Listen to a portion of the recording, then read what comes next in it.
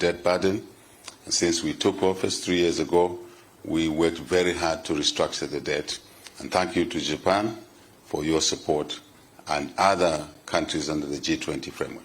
So that helped to create some headroom in our balance sheet to do more things on the investment and trade side.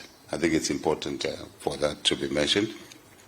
I must also say that we have great opportunities, just to mention a few, in the mining sector. I was explaining to the minister in our side room that Zambia is targeting 3 million tons of copper per annum by 2031. It's a tall order. We're working very hard to achieve that. And Japanese businesses, from my early days, young days in the profession, where I started working with first after I left school, we had them doing business in the mining sector. I mentioned the names of those companies in the side meeting. So we want them to continue now, to have a rebound of what it's been for many years. I think it's just like coming back home.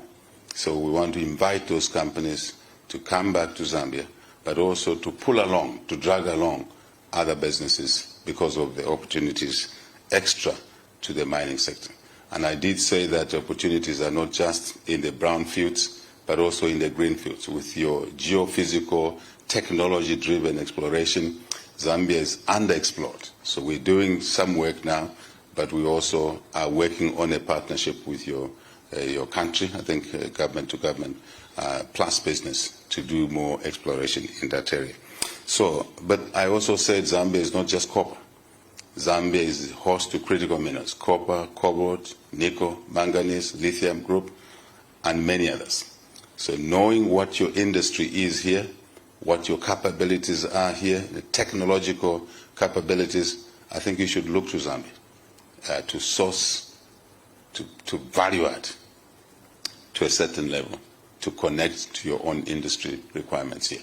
Win-win situation. So I must also indicate that for us to achieve the 3 million tons, we need energy, substantial energy. The drought last year, triggered by climate change, created energy deficits.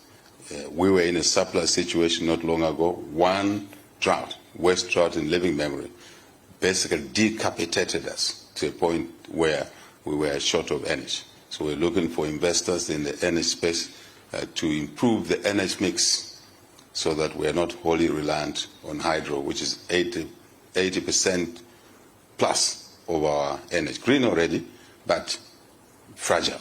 So you have the technology. You are able to help us in that. Infrastructure, I think my colleagues will talk a lot about.